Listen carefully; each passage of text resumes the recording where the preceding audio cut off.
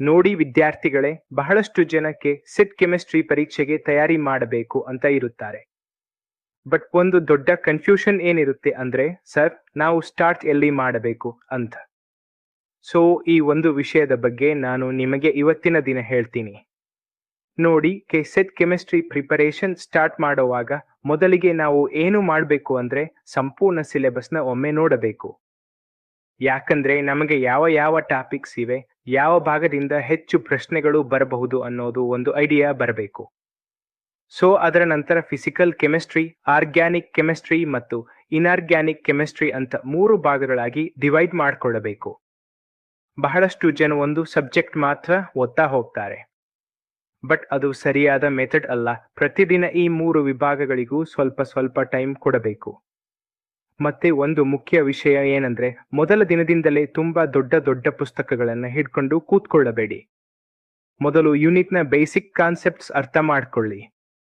ನಂತರ ಸ್ಟ್ಯಾಂಡರ್ಡ್ ಪುಸ್ತಕಗಳನ್ನು ಓದೋದಕ್ಕೆ ಸ್ಟಾರ್ಟ್ ಮಾಡಿ.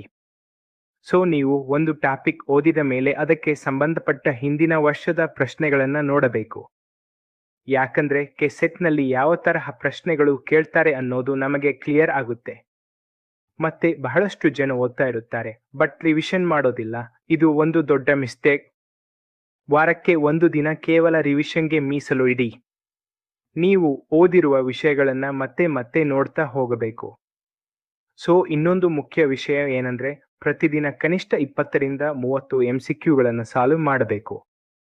ಯಾಕಂದ್ರೆ ಸೆಟ್ ಒಂದು ಆಬ್ಜೆಕ್ಟಿವ್ ಎಕ್ಸಾಮ್. ಎಷ್ಟು ಹೆಚ್ಚು ಪ್ರಶ್ನೆಗಳನ್ನ ಪ್ರಾಕ್ಟೀಸ್ ಮಾಡ್ತೀರೋ ಅಷ್ಟು ಕಾನ್ಫಿಡೆನ್ಸ್ ಜಾಸ್ತಿ ಆಗುತ್ತೆ.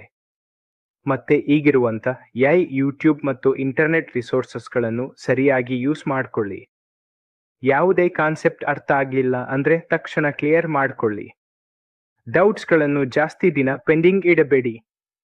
ಸೊ ಒಟ್ಟಿನಲ್ಲಿ ಹೇಳಬೇಕಾದರೆ, ಸಿಲೆಬಸ್ ತಿಳ್ಕೊಳ್ಳಿ, ಪ್ಲಾನ್ ಮಾಡಿ, ಪ್ರತಿದಿನ ಸ್ವಲ್ಪ ಓದಿ, MCQ ಪ್ರಾಕ್ಟೀಸ್ ಮಾಡಿ, ರಿವಿಷನ್ ಮಾಡ್ತಾ ಹೋಗಿ. ಈ ರೀತಿ ಕಂಟಿನ್ಯೂ ಆಗಿ ಪ್ರಿಪೇರ್ ಮಾಡಿದ್ರೆ ಸೆಟ್ ಕೆಮಿಸ್ಟ್ರಿ ಪರೀಕ್ಷೆಯನ್ನ ನೀವು ಚೆನ್ನಾಗಿ ಕ್ರ್ಯಾಕ್ ಮಾಡಬಹುದು. All the very best.